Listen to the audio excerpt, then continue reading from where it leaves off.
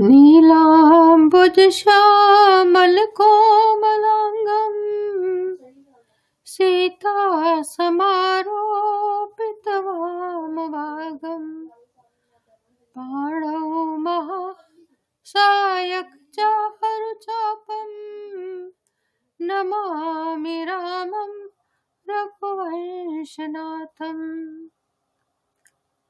प्रसन्नतामिहानगताभिषेका तथा न मम्ले वनवासु दुःखत मुखाम्बुजश्री रघुनन्दनस्य मे सदास्तु सा मञ्जुलमङ्गलप्रदा। प्रसन्नतां या न गताभिषेकः, यानी उनके राज्याभिषेक की खबर चल चुकी थी, लेकिन तभी सुना कि राज्याभिषेक तो अब रहा नहीं, अब तो वनवास की आज्ञा हो गई है। लेकिन राज्याभिषेक की खबर सुन करके जिनकी मुखश्री पर बहुत अधिक प्रसन्नता नहीं आई, एवं और अगर अभिषेक की समाचार चला गया, वनगमन का समाचार आ गया, तो भी उनके मुख पर कोई म्लानता नहीं आया, कोई दुख नहीं हुआ, कोई कष्ट नहीं हुआ। यानी भगवान कैसे हैं? सुखे दुखे समय कृत्वा लाभा लाभो जया जयो। वो सुख दुख में समान रहने वाले हैं, उनको लाभ हानि से कोई फर्क नहीं पड़ता। वो लाभ में भी खुश है, हानि में भी खुश है, सुख में भी खुश है और दुख में भी खुश है। तो कहते हैं कि मुखाम बिज श्री रघुनंदनस्य में सदास्तु सा मंजुल मंगल प्रदा। ऐसे भगवान राम का जो मुखमंडल है वो सदा हमारे सुख का कारण बने, हमें सदा शांति दे, हमें सदा सुख दे, हमें सदा आनंद दे, क्योंकि वो तो आनंद के चिर स्वरूप है, वो तो स्वयं आनंद रूप है। तो उनके साथ मिलकर के तो हमें आनंद ही आनंद होना है। तो जब उनके राज्याभिषेक की खबर उद्घोषणा हुई तो सभी बहुत प्रसन्न, समस्त प्रजा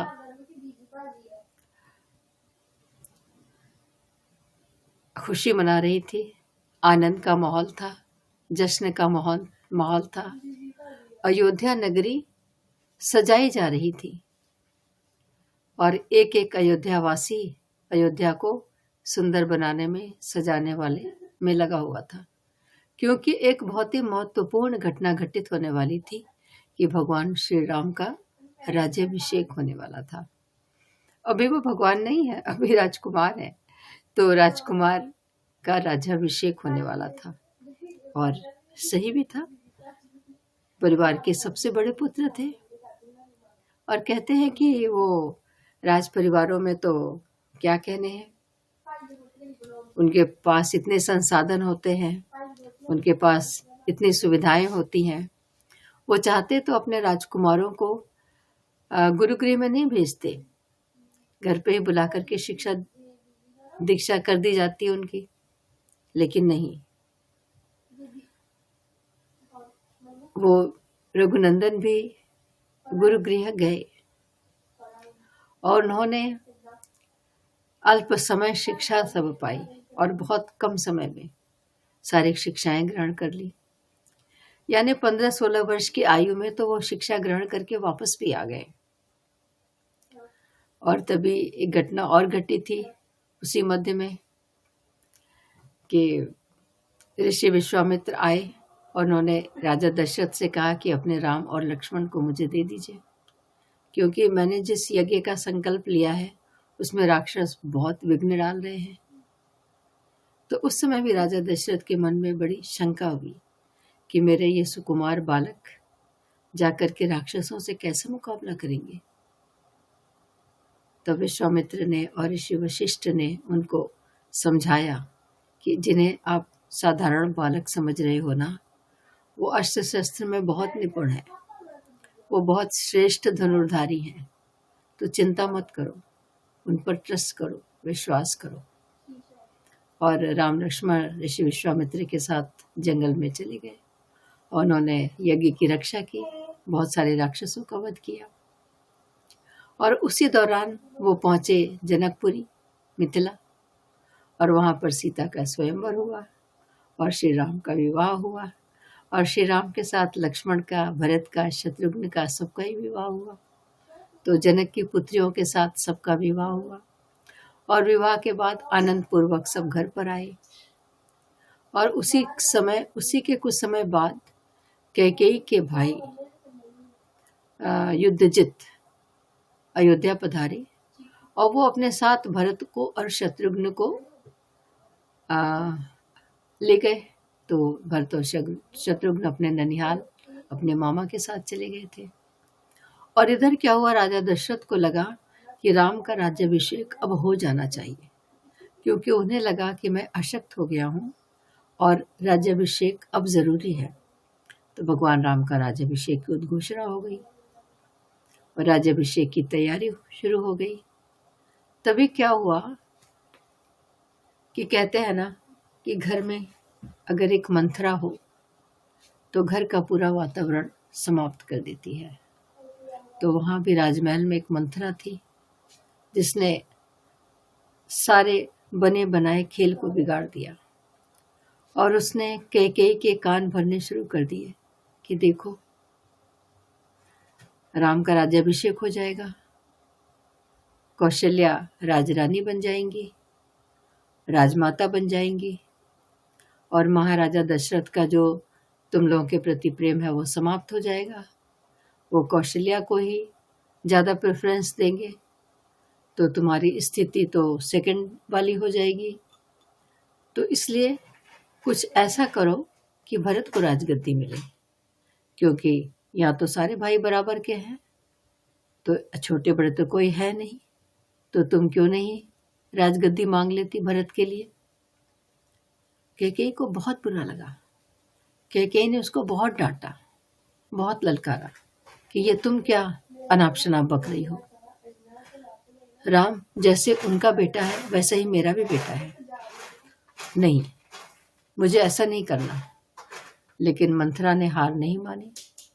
मंथरा उनको प्रोवोक करती रही और वास्तव में कैकेयी का मन भी पिघल गया, टूट गई वो।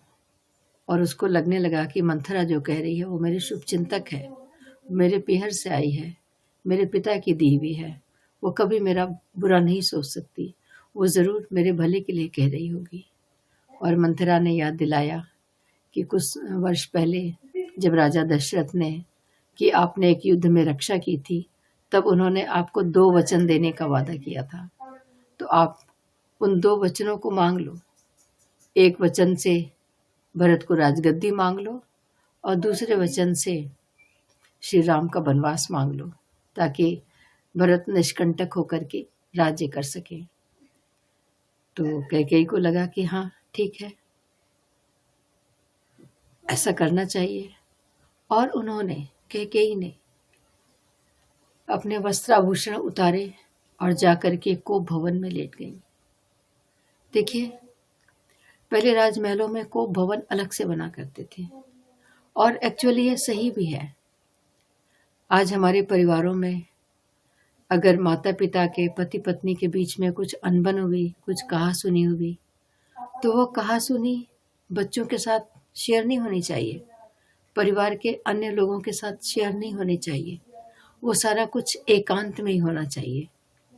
तो यही प्रथा थी। कैकेयी को भवन में जाकर के लेट गई, और को भवन में जाकर के जब पता चला राजा दशरथ को कि कैकेयी तो को भवन में पड़ी है, तो वो को भवन में पहुंच गए और पूछने लगे कि ऐसा क्या हो गया, ऐसा क्यों हो रहा है, आपको भवन में क्यों पड़ी हैं। तो ये तो बड़े सुंदर माहौल है, खुशी का दिन है, और आपको भवन में पड़ी हैं, आपको पता नहीं कि आपका बेटा का राज्याभिषेक होने वाला है राम का, तो आप उठिए, श्रृंगार कीजिए। लेकिन कैकेयी नहीं उठी। तब कैकेयी ने कहा कि मैं खुश नहीं हूँ, क्योंकि मुझे तो कुछ और चाहिए। कुछ और चाहिए? क्या चाहिए? तब उन्होंने कहा कि आपने मुझे 2 वर देने का वादा किया था, तो आज मैं वो वर मांगती हूँ, आप उसे पूरा करिए। तो राजा ने कहा, दशरथ ने, कि क्या बात है, मैं क्यों पूरा नहीं करूँगा? आप वर मांगिए तो सही, मैं तो तब भी कहा था कि आप वर मांगिए, मैं पूरा करूँगा। तो आप मांग लीजिए, आप क्या मांग रही हैं? तब देखिए कैकेयी ने जो वर मांगे, मैं उन्हीं के शब्दों में सुनाती हूँ, रामचरितमानस के शब्दों में सुनाती हूँ। वो कहती हैं कि सुनो हो प्राण प्रिय भावत जी का, देहु एक बर भरत टीका। कि हे मेरे प्राण प्रिय, हे राजा दशरथ, क्योंकि जब कुछ मांगना है ना, तो कुछ अच्छे संबोधन भी देना है, उनकी खुशामद भी करनी है। तो कहते हैं, सुनहु प्राण प्रिय भावत जी का, देहु एक बर भरत टीका। ठीक है, एक बार मांग लिया उन्होंने कि भरत को टीका दीजिए। अब तो राजा दशरथ हतप्रभ रह गए कि ये क्या मांग लिया। फिर देखिए आगे क्या कहती हैं, मांगो दोसर बर कर जोरे, सुनहु नाथ पुरवहु नाथ मनोरथ मोरी। तो दूसरा वर मैं हाथ जोड़ करके एक और वर मांगती हूँ, और हे नाथ, आप मेरे उस मनोरथ को पूरा कीजिए। तो अब थोड़ा सा विराम देके उन्होंने दूसरा वर क्या मांगा? दूसरा वर मांगती हैं, तापस वेश विशेष उदासी, 14 बरस राम बनवासी। कि मैं दूसरा वर में ये मांगती हूँ कि तपस्वी के वेश में और विशेष उदासीनता के साथ श्री राम 14 साल के लिए वन जाए। ये सुनते ही तो दशरथ को काटो तो खून नहीं, उनका हृदय विषाद से, संताप से और दुख से भर गया। वो कहने लगे कि ये आप क्या मांग रही हैं? तो कैकेयी ने कहा, नहीं, मुझे तो ये दोनों वर चाहिए ही चाहिए। तो राजा दशरथ ने कहा, ठीक है, राज्य भरत को दे दूं, पर रामचंद्र को वन क्यों? चलो ठीक है, आपने भरत को राज्य मांग लिया, तो अगर मैं भरत को राज्य दे भी दूं, तो आपने रामचंद्र को वन क्यों मांगा? क्या ऐसा हो सकता है कि एक आंख में तो मैं अंजनी लगाऊं और दूसरी आंख फोड़ दूं? ये तो आपने वही बात की कि जैसे मैं अपनी आंख फोड़ लूं, तो ऐसा तो नहीं हो सकता। अब रानी कैकेयी थोड़ी सी घबरा गई। अब उन्होंने दूसरी चाल चली। दूसरी चाल क्या चली उन्होंने कि दे न कहू अब जनि बर देहु, तजहु सत्य जग अपजस लेहु। कि आपने तो वादा किया ना बर को देने का, तो मत दो, अब बर मत दो, लेकिन अब सत्यवादी बनने का ढोंग छोड़ दो। इस बात को अब यश प्राप्त करो कि रघुवंश में सच्चाई की जीत नहीं है, वो अपना वचन दे करके मुकर जाते हैं। तो आप अब सत्यवादी होने का ढोंग छोड़ दो और अपयश को ग्रहण करो। तो कितने आश्चर्य की बात हुई कि कैकेयी ने इस तरह का वर मांग लिया, और अब राजा दशरथ को अत्यधिक संताप हुआ।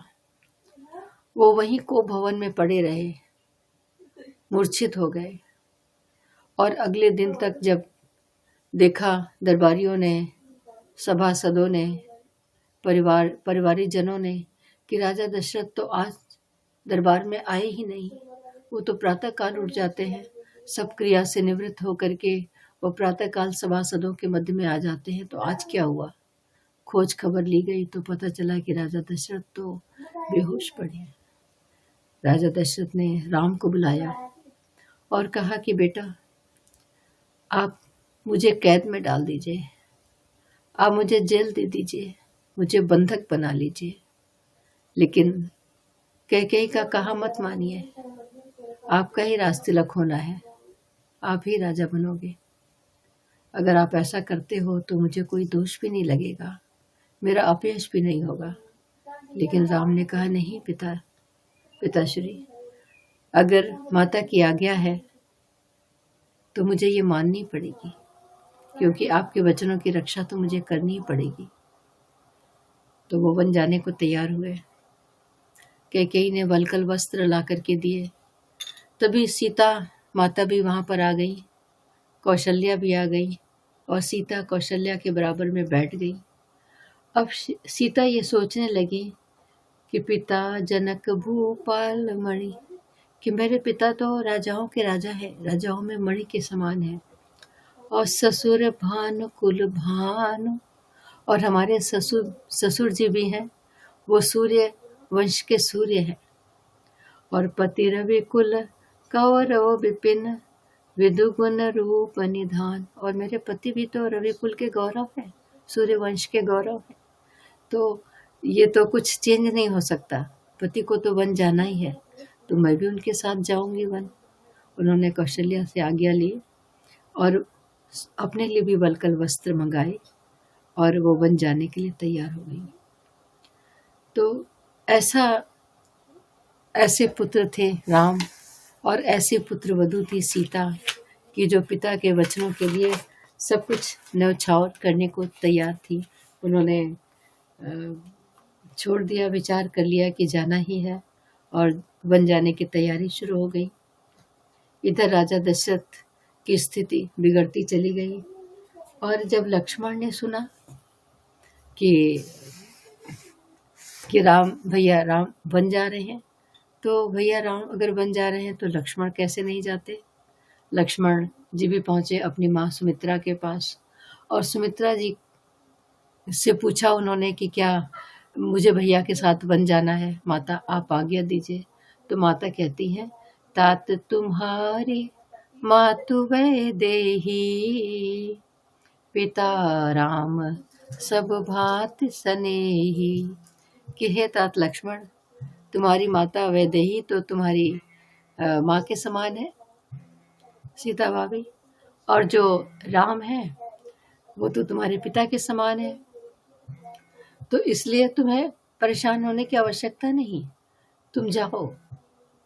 अवध तहाँ जहाँ राम निवासो, तहै दिवस जहाँ भानु प्रकाश। तो अवध वहीं पर है जहाँ पे राम है, जहाँ पर सीता है, इसलिए तुम जाओ, तुम उन्हीं के साथ जाओ। तो जब ये उन्होंने माता से जब आज्ञा मिल गई तो लक्ष्मण तैयार हो गए जाने के लिए। तो ऐसा था इनका जीवन, ऐसे थे राम, ऐसे थे लक्ष्मण। तो ऐसे चरित्र को सुनने का तो आनंद ही कुछ और है। तो राम, सीता और लक्ष्मण छोड़ करके राजमहल, और सुमंत्र ने उनको रथ पर बैठाया, और ये तय हुआ कि उनको तमसा के तट तक को छोड़ करके आएंगे, या आगे श्रृंगवेरपुर तक छोड़ करके आएंगे। तो निकल गए वो, और पहुँचे नंदीग्राम, और नंदीग्राम तक सारे अयोध्यावासी, सभी अयोध्यावासी, क्योंकि अब ये खबर आग की तरफ फैल चुकी थी कि राम को वन दे दिया गया है, सीता भी वन जा रही हैं, लक्ष्मण भी वन जा रहे हैं, और सारे अयोध्यावासी उनके पीछे पीछे चल पड़े, रथ के पीछे पीछे। और पहला विश्राम हुआ नंदीग्राम में। तो नंदीग्राम में सब लोग जब सो गए, सारे अयोध्यावासी जब सो गए, तब चुपचाप से रात्रि में राम, लक्ष्मण, सीता सुमंत्र के साथ निकल गए और पहुँचे श्रृंगवेरपुर।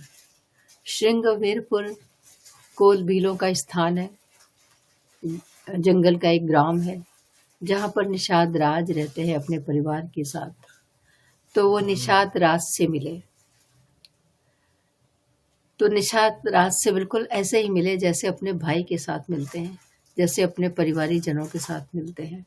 और जब निषाद राज ने सुना कि राम लक्ष्मण आ रहे हैं, अयोध्या से आ रहे हैं, तो निषाद राज बहुत प्रसन्न हुए। उन्होंने पूरे समाज को इकट्ठा किया, फल फूल इत्यादि भेंट इकट्ठा की और श्री राम के चरणों में वो लोग पहुँचे। तो सीता सचिव सहित दो भाई, श्रृंगवेरपुर पहुँचे जाई। और वहाँ निषाद राज से भेंट की। तो वहाँ पे गांव की जो महिलाएं हैं वो राम लखन के रूप को ही निहार रही हैं। राम लखन सिय रूप निहारी, कहे सप्रेम ग्राम नर नारी। ते मितु पितु मातु कहौ सखी कैसे, जिन पठे वन बालक ऐसे। कितने सुंदर बच्चों को कैसे उन्होंने वन दे दिया, कैसे उन्होंने वन भेज दिया, कैसे हैं वो लोग। तो सब कैकेयी को कोसने लगे कि कैकेयी कैकेयी नंदिनी मंदमती, कठिन कुटिल पनु कीन। जेहि रघुनंदन जानकी ही, सुख अवसर दुख दीन। कि ये तो राम का सीता का सुख का समय था। विवाह होकर आए थे, विवाह हुए अभी थोड़ा ही समय हुआ था, तो उनके सुख के अवसर को दुख के अवसर में परिवर्तित कर दिया कैकेयी ने। तो कितनी मूर्ख है ये कैकेयी, कितना कुटिल है, कितने दुष्ट हृदय है ये कैकेयी। तो कैकेयी को गालियाँ पड़ रही हैं। तो ये सारा कुछ सुंदर दृश्य वर्णन करने के लिए तो बहुत कुछ है, लेकिन मैं यहीं पर विश्राम करती हूँ, यहीं पर विश्राम देती हूँ। आइए हम थोड़ी देर कीर्तन करते हैं। श्री राम जय जय राम, श्री राम जय जय राम। कौशल्या के प्यारे राम, दशरथ राज दुलारे राम। श्री राम जय जय राम, श्री राम जय जय राम।